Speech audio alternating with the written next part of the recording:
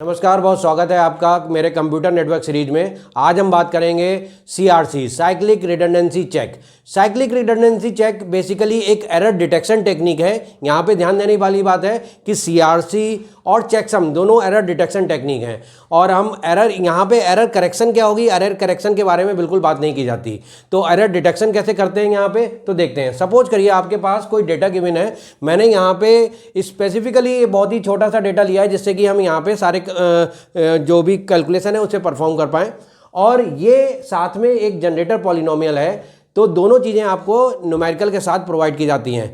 यहाँ पर कैसे करते हैं इसमें, जो मेरे पास डेटा है, देखिए ऑब्वियसली बात है कि सेंडर जो है वो कुछ डेटा फ्रेम को, डेटा बिट को रिसीवर की साइड में भेजेगा और रिसीवर उसको कंप्यूट करेगा। तो यहाँ पे रिसीवर ये चेक करता है कि जो डेटा सेंडर ने मेरे को भेजा है उसमें कोई एरर तो नहीं है। इसको परफॉर्म करने के लिए यहाँ पे एक जनरेटर पॉलिनोमियल गिवन होता है जिसको हम कह देते हैं कि कॉमन डिवाइजर।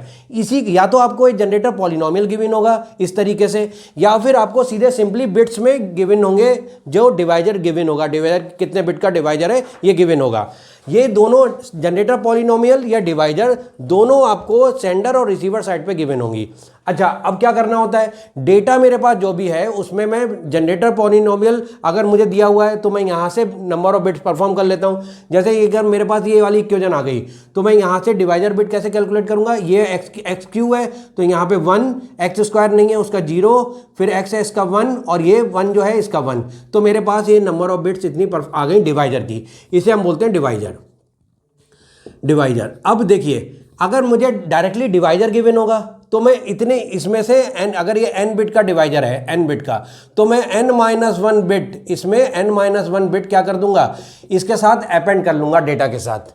अगर मुझे मेरे पास, या आप ऐसे समझ सकते हो कि यहाँ पे जितने बिट का पॉलिनोमियल होगा उतनी बिट इसमें डेटा के साथ ऐड हो जाएंगी और हम एक सिंपल बाइनरी डिवीजन परफॉर्म करेंगे। तो यहाँ पे सारा खेल क्या है, जो मेरे पास डिवाइजर होगा उससे हम डेटा को बाइनरी डिवीजन परफॉर्म करेंगे और उसके बाद जो रिमाइंडर आएगा वो मेरा सीआरसी होगा।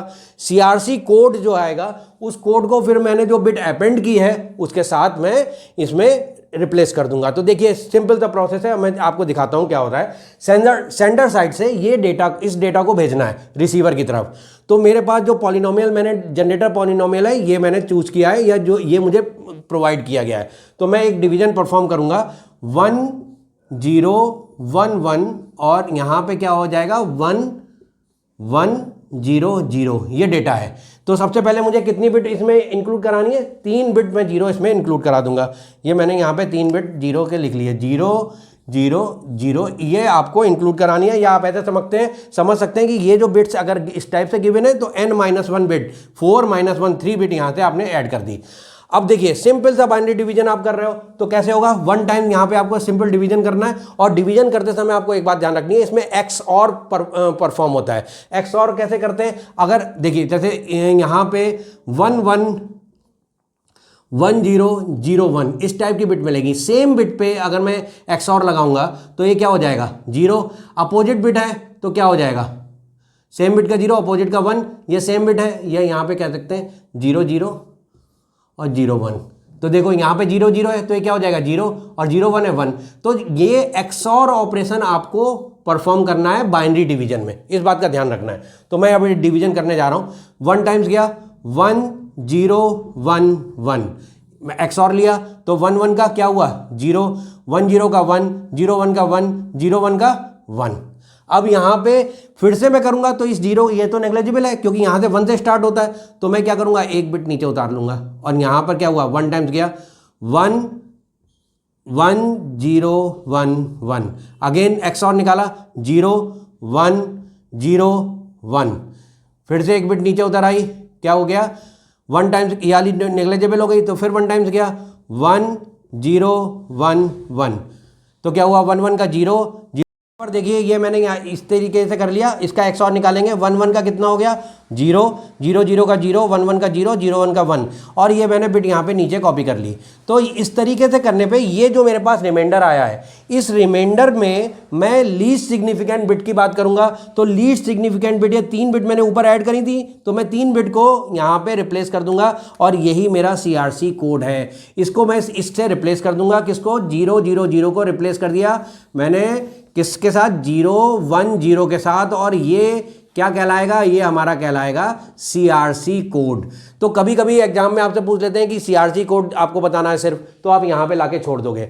और अगर वो आपसे बताते हैं कि साइक्लिक रिडंडेंसी चेक CRC का पूरा आप परफॉर्म करो फंक्शन, तो आपको ये सेंडर साइड से आपने ये कोड भेजा, बेसिकली ये कोड आपने यहाँ से परफॉर्म किया है, ये डेटा बिट थी, ये डेटा बिट है, और ये आपने यहाँ पे CRC जो जनरेट कर लिया है ये वो है 0 1 0।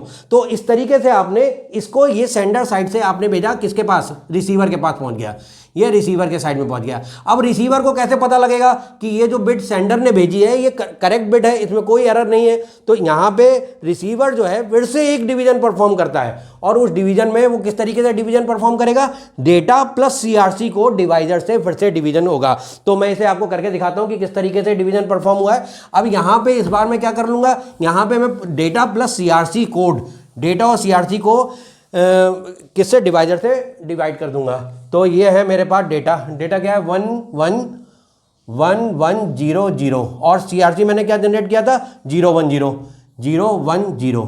इसको मैं किससे डिवाइड कर रहा हूँ, किस साइड में, रिसीवर साइड में, इस वाले डिवाइजर से। डिवाइजर तो कॉमन रहेगा दोनों साइड में, तो यहाँ पे 1 0 1 1। अब देखिए फिर से डिवीजन कराते हैं, अगर कोई एरर नहीं परफॉर्म होगी, अगर कोई एरर नहीं इसमें इंट्रोड्यूस हुई होगी, तो क्या होगा, रिमाइंडर 0 आएगा और हम कह देंगे हमारा जो हमने डेटा भेजा था वो करप्टेड नहीं है, बिल्कुल ओरिजिनल, बिल्कुल सही, एकदम शुद्ध डेटा आपको प्राप्त हो गया है। तो यहाँ पे मैंने क्या किया, 1 टाइम्स 1 0 1 1 1 1 का 0 0 1 का 1 0 1 का 1 0 1 का 1, देन अगेन ये 4 बिट का ये डाला, 0 से कोई वैल्यू नहीं है, तो हमने इसको उतारा नीचे, और 1 टाइम जाएगा, 1 टाइम्स 1 0 1 1 1 1 का 0 0 1 का 1 1 1 का 0 0 1 का 1, और इसके बाद हम क्या करेंगे, ये इस वाले 1 को नीचे उतार लेंगे। एक बार फिर से क्या, 1 0 1 1, तो 0 1 1 का 0 0 0 का 0 1 1 का 0 1 1 का 0, एंड ये वाला 0 नीचे आ गया। तो आप देख रहे हो क्या है, यहाँ पे रिसीवर साइड में रिमाइंडर क्या आया, 0 आया, इसका मतलब कोई एरर नहीं है। अब देखिए ध्यान देने वाली बात क्या है, यहाँ पे ये जो एरर आई है वो सिंगल बिट एरर भी हो सकती है, यहाँ पे बर्स्ट एरर भी हो सकती है, कोई एक बिट में ऑल्टरनेशन, कोई एक बिट में चेंज होगा तो मैं उसे सिंगल बिट एरर बोलूंगा, अगर मल्टीपल बिट में एरर है तो मैं उसे कहूंगा बर्स्ट एरर। तो ये दोनों टाइप की एरर को यहाँ पे कैच कर सकता है। लेकिन ध्यान देने वाली बात क्या है, ध्यान देने वाली बात है कि ये लिमिटेड है, इसका यूज लिमिटेड है, क्योंकि इसमें अगर मैं कोई इंटेंशनली अगर चाहता है तो इसके पैटर्न में चेंज करके जो जनरेटर पॉलिनोमियल है, ये जो जनरेटर पॉलिनोमियल है इसके पैटर्न से मैच करा के हम यहाँ पे एरर इंट्रोड्यूस करा सकते हैं। तो इससे सुपीरियर क्या है, चेकसम है। तो यहाँ पे इस CRC से सुपीरियर क्या है, चेकसम है। चेकसम इससे मोस्ट ज़्यादा पावरफुल है। और दूसरी बात यह है कि अगर मैं जनरेटर पॉलिनोमियल में अगर मैं थोड़ा सा छेड़छाड़ कर दूं तो उसके पैटर्न को लेके मैं चलाऊं तो यहाँ पे एरर इंट्रोड्यूस की जा सकती है। एक पॉइंट तो ये इसका ड्रॉबैक है। दूसरी बात ये क्या है कि अगर जनरेटर पॉलिनोमियल को मैं थोड़ा टिपिकल बना दूं, मतलब हायर डिग्री के पॉलिनोमियल यूज कर लूंगा, तब भी यहाँ पे प्रॉब्लम क्या होगा, कॉम्प्लेक्सिटी बढ़ जाएगी भाई। इसलिए क्या करते हैं, ये जनरेटर पॉलिनोमियल की कॉम्प्लेक्सिटी भी हम ज़्यादा नहीं बढ़ा सकते। और दूसरी बात क्या है, अगर मैं इसके साथ इसका पैटर्न को मैच करा के चलूंगा तो एरर इंट्रोड्यूस हो सकती है। इसका मतलब थोड़ा सा हल्का पड़ जाता है एज कंपेयर टू चेकसम। तो आपको वीडियो कैसा लगा ये बताइएगा। और ये मैंने आपको सेंडर और रिसीवर साइड दोनों में करके दिखाया। होपफुली आपको पसंद आया होगा। शेयर करिए, सब्सक्राइब करिए, लाइक करिए। Thank you so much.